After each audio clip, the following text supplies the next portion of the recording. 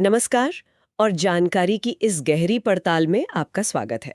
नमस्कार। आज हम ना भारत में गरीबी की जो उलझी हुई कहानी है उसे कुछ दिलचस्प सवालों और उनके जवाबों के जरिए समझने की कोशिश करेंगे। हाँ, ये एक अच्छा तरीका है। सवाल जवाब से चीजें ज्यादा साफ होती हैं। बिल्कुल। हमारे पास जो जानकारी है वो एक तरह की प्रश्नोत्तरी जैसी है। इसमें गरीबी के अलग अलग पहलू हैं। मतलब गरीबी है क्या, कैसे नापते हैं इसको, कारण क्या है इसके पीछे, सरकार क्या कर रही है और दुनिया में क्या चल रहा है, ये सब। आप सोचिए, ये सवाल जवाब ना एक बड़ी पहेली के बिखरे हुए टुकड़े जैसे हैं। सही बात है। हमारा मकसद है इनको जोड़कर भारत में गरीबी की एक, कह सकते हैं, ज्यादा साफ और गहरी तस्वीर बनाना। ये सिर्फ आंकड़े या परिभाषाएं नहीं होंगी, बल्कि उन विचारों और असलियत की परतों को खोलने का एक जरिया है जो गरीबी के आसपास बुनी हुई है। मतलब आंकड़ों के पीछे के इंसान को समझने की कोशिश। हाँ बिल्कुल, वही। तो चलिए इस सफर को शुरू करते हैं। देखते हैं ये सवाल जवाब हमें गरीबी की इस कहानी के कौन से अनछुए पहलू दिखाते हैं। जरूर।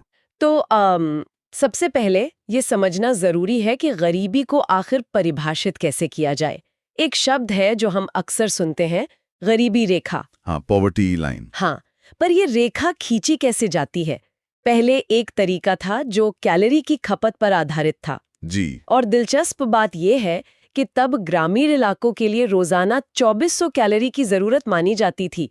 शहरी इलाकों से ज्यादा, वहां 2100 थी। हाँ। ऐसा क्यों था भला? हाँ, और इसके पीछे तर्क सीधा सा था। माना जाता था कि गांव में लोग ज्यादा शारीरिक मेहनत करते हैं, अच्छा। तो उनको ज्यादा ऊर्जा चाहिए, इसलिए ज्यादा कैलोरी।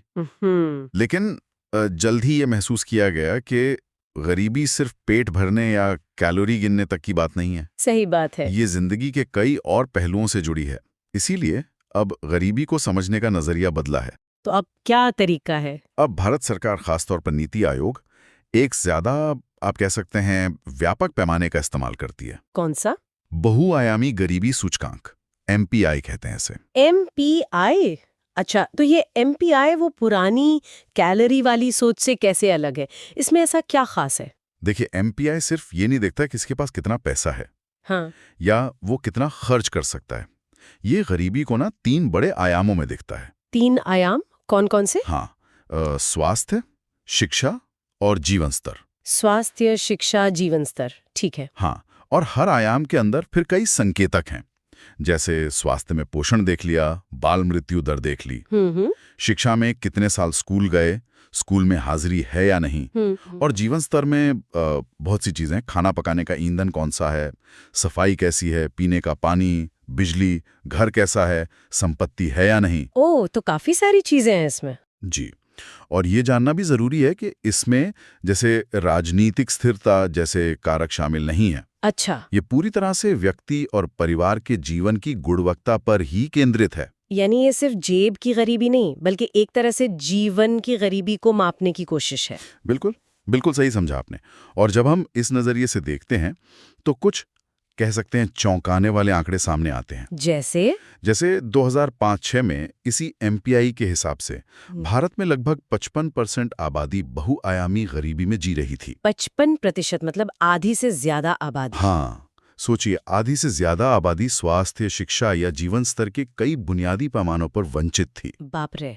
लेकिन अच्छी खबर यह है कि इसमें जबरदस्त सुधार हुआ है। अच्छा। हाँ, 2015-16 तक ये आंकड़ा घटकर 25% पर आ गया। 25? वाह। और 2019-21 तक तो ये और कम होकर 15% रह गया। 15%? 55% से 15% तक आना करीब 15 सालों में, ये तो वाकई बहुत बड़ा बदलाव लगता है ना? हाँ, बिल्कुल। ये बहुत महत्वपूर्ण प्रगति है। पुराने तरीकों से भी क्या ऐसी ही तेज गिरावट दिखती थी? मतलब वो जो सिर्फ खर्च पर आधारित था। देखिए, तुलना थोड़ी मुश्किल है क्योंकि पैमाने अलग हैं। लेकिन अगर हम सिर्फ उपभोग यानी खर्च पर आधारित पुराने हेड काउंट रेशियो, HCR मतलब?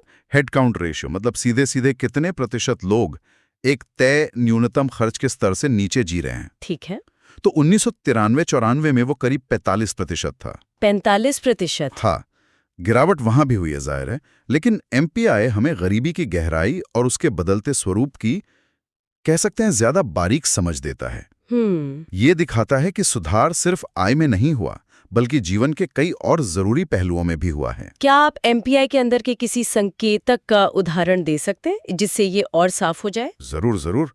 जैसे शिक्षा के आयाम में एक संकेतक है स्कूली शिक्षा के वर्ष। ठीक है।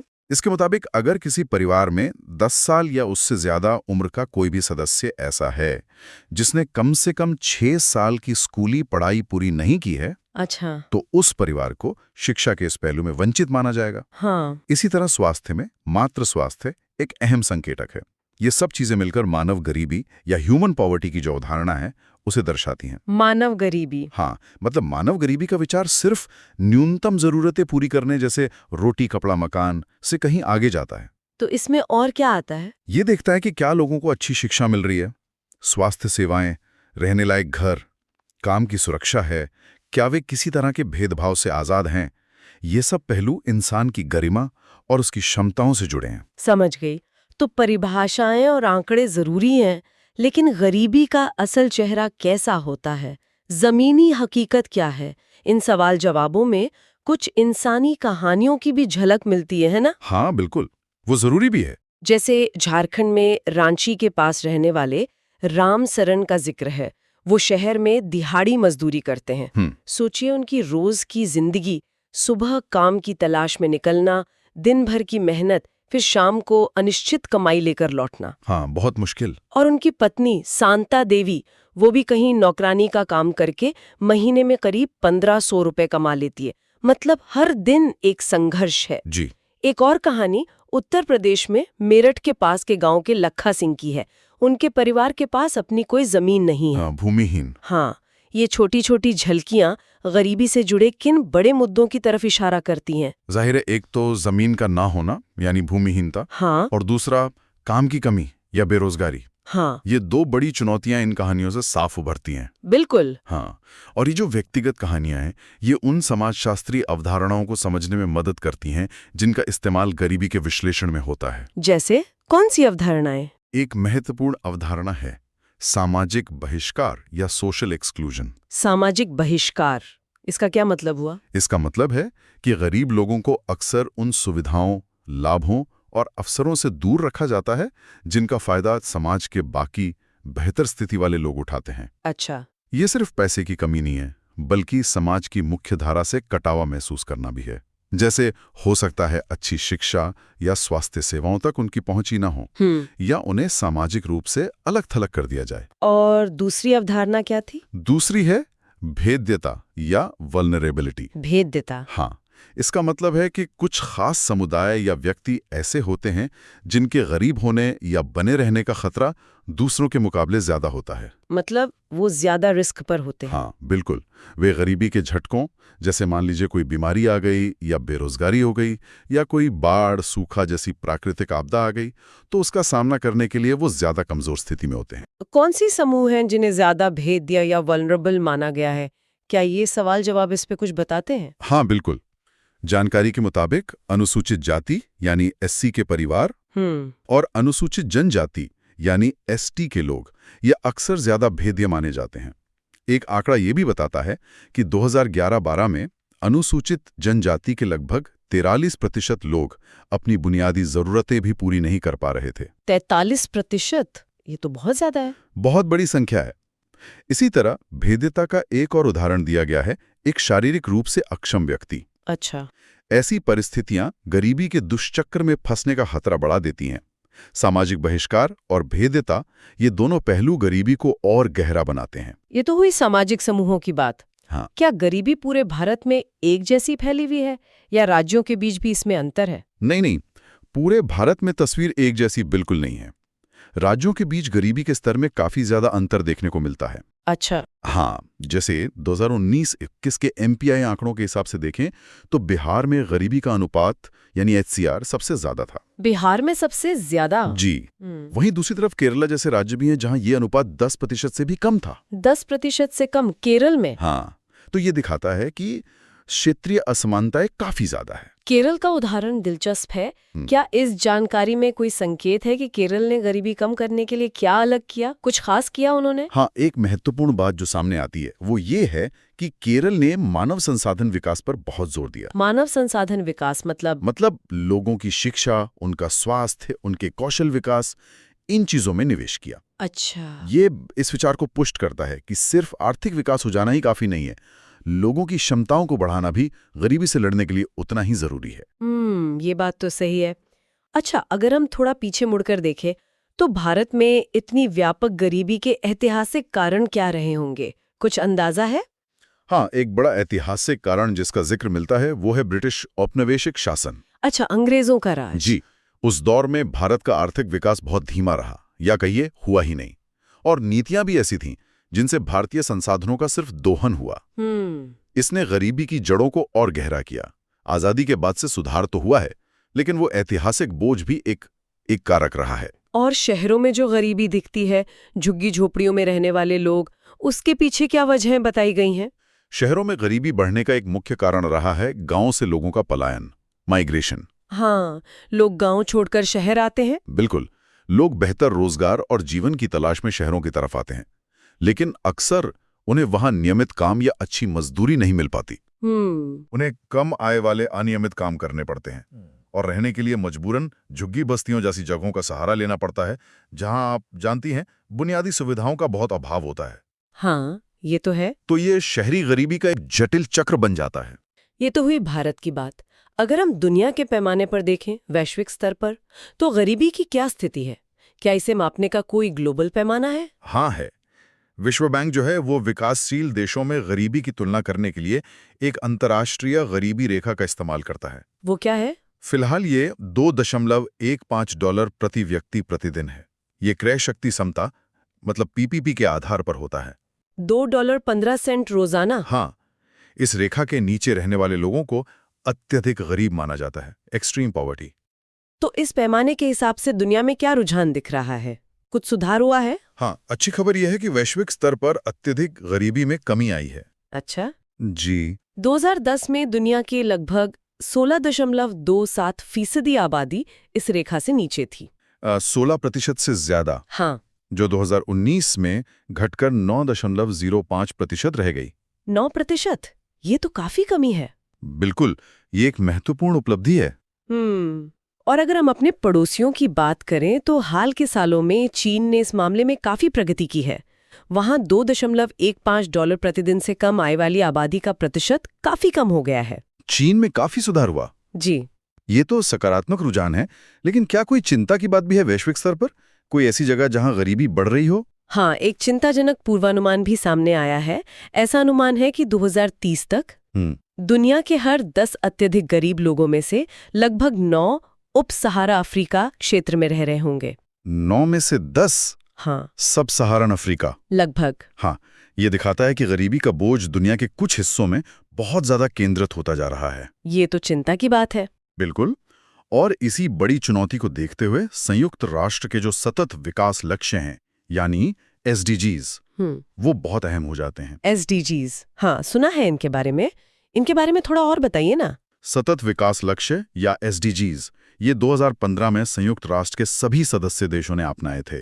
कुल 17 वैश्विक लक्ष्य हैं। 17 लक्ष्य? हाँ, इनका मकसद है 2030 तक दुनिया से गरीबी खत्म करना, पृथ्वी की रक्षा करना और सभी लोगों के लिए शांति और समृद्धि सुनिश्चित करना। और इसमें गरीबी पर खास ध्यान है। बिल्कुल, इसमें पहला ही लक्ष्य SDG 1 यही है, हर जगह हर रूप में गरीबी को समाप्त करना। अच्छा, लक्ष्य नंबर 1? जी, और लक्ष्य 1 का एक विशिष्ट टारगेट ये भी है कि 2030 तक पुरुषों, महिलाओं और सभी उम्र के बच्चों का वो अनुपात जो राष्ट्रीय परिभाषाओं के अनुसार गरीबी के सभी आयामों में जी रहे हैं, उसे कम से कम आधा करना है। कम से कम आधा करना है 2030 तक। हाँ। तो वैश्विक स्तर पर गरीबी खत्म करने का एक स्पष्ट लक्ष्य रखा गया है। अब वापस भारत पर आते हैं। हमने ऐतिहासिक कारणों की बात की, पलायन की बात की। क्या कोई और बड़ा कारक है जो गरीबी को बनाए रखने में भूमिका निभाता है? हाँ, एक और बहुत महत्वपूर्ण कारक है जो गरीबी का कारण भी है और नतीजा भी है। वो क्या है? वो है ऋणग्रस्तता, मतलब कर्ज का बोझ।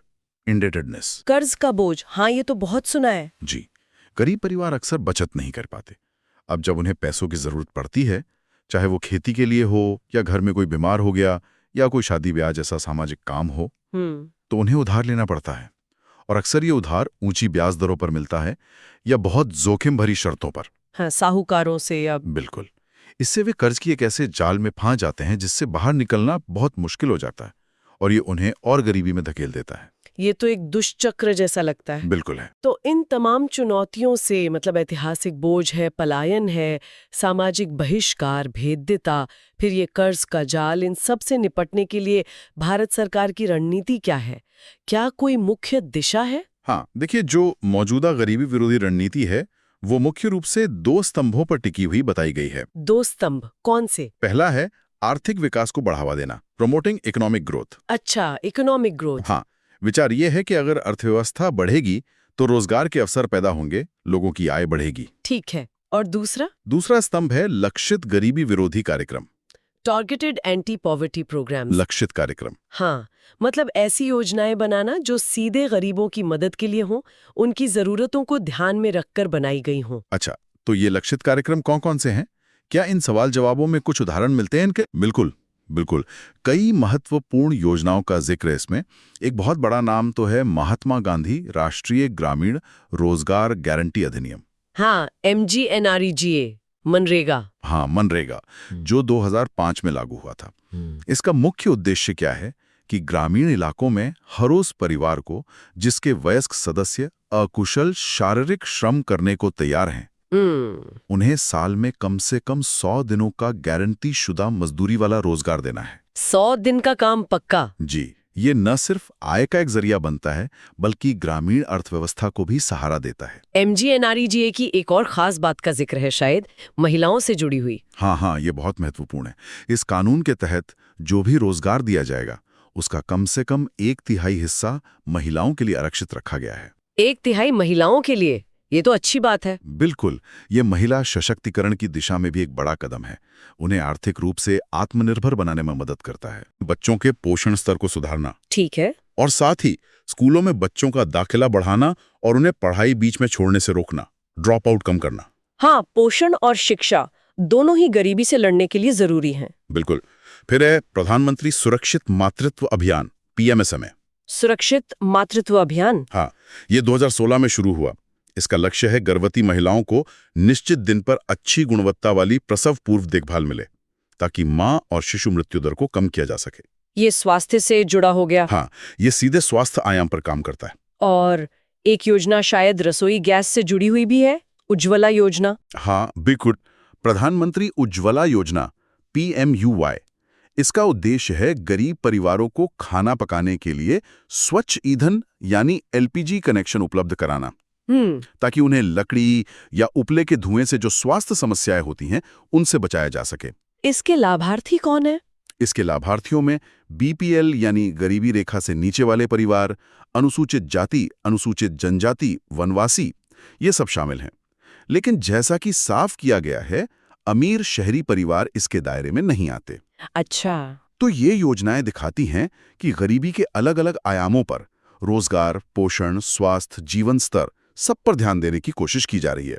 तो इन सवालों और जवाबों के धागों को जोड़कर हमने भारत में गरीबी की एक, कह सकते हैं, काफी विस्तृत और बहुआयामी तस्वीर बुनने की कोशिश की है। हाँ, काफी पहलू सामने आए। हमने देखा कि इसे सिर्फ आय से मापना काफी नहीं है। MPI जैसे सूचकांक कैसे स्वास्थ्य, शिक्षा, जीवन स्तर को शामिल करके एक ज्यादा गहरी समझ देते हैं। हमने रामसरन और लखा सिंह जैसी कहानियों के जरिए आंकड़ों के पीछे के इंसानी संघर्ष को महसूस करने की कोशिश की। बिल्कुल। हमने ये भी देखा कि गरीबी हर जगह एक जैसी नहीं है, राज्यों में फर्क है और दुनिया भर में भी अलग अलग रुझान हैं। और आखिर में हमने उन सरकारी कोशिशों पर नजर डाली जो आर्थिक विकास और लक्षित योजनाओं के जरिए इस चुनौती से निपटने का प्रयास कर रही हैं। बिल्कुल। इस पूरी चर्चा से एक बात साफ उभरते है कि गरीबी की समझ और उससे निपटने के तरीके वो समय के साथ विकसित हुए हैं। हाँ, ये तो है। हम वो कैलोरीज गिनने से आगे बढ़कर मानव विकास के ज्यादा व्यापक पहलुओं पर ध्यान दे रहे हैं।